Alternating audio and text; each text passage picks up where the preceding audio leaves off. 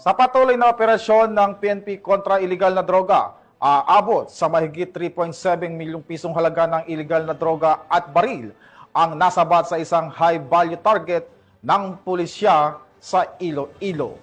Magbabalita dyan si Patroluman Ledelyn Bansagon.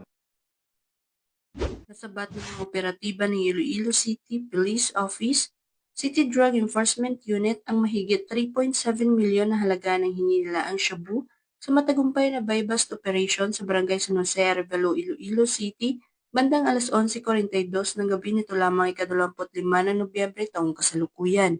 Kinilala ni Police Captain Roque Meno III, officer in charge ng ICPO CDEU, ang suspect kay alias Von, 47 taong gulang, may asawa at 3 anak, isang high-valued individual na residente ng barangay na Mukon, Tigbawan, Iloilo. Inamin nitong 3 buwan na pala siyang nasangkot sa illegal na droga, ngunit tumanggi itong magbigay ng dahilan kung bakit siya pumasok sa naturang aktibidad.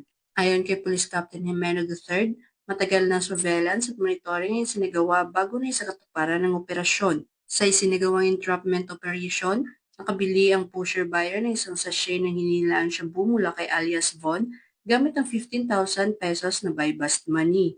Na-recover mula sa suspect ang 10 na bulto ng hinilaang shabu, 12 nut-tied sachet ng hinilaang shabu, at isang caliber .38 revolver na may live ammunition. Sa kabuuhan, nasa humigit kumulang 550 gramo ang kabuuang bigat ng nakuhang shabu na may estimated standard drug price na 3,740,000 pesos.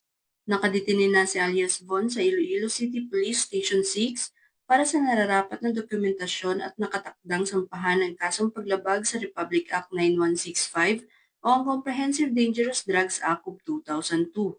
Patuloy pang isinasagawa ng mga kapulisan ng mas malalim na investigasyon upang matukoy ang iba pang kasabwat ng sospek. Naninindigan ng Iloilo City Police Office na hindi nito titigilan ang kampanya laban sa iligal na droga. Tiniyak din ng mga pulisya na manatili ang kanilang maigting na operasyon para sa isang mas ligtas at mas mapayapang Iloilo City. Mula dito sa Police Regional Office 6, ako ang inyong Police News Network Correspondent, Patroluman Ledelyn Bansagon, alagad ng batas, taga-taguyod ng Balitang Pulis.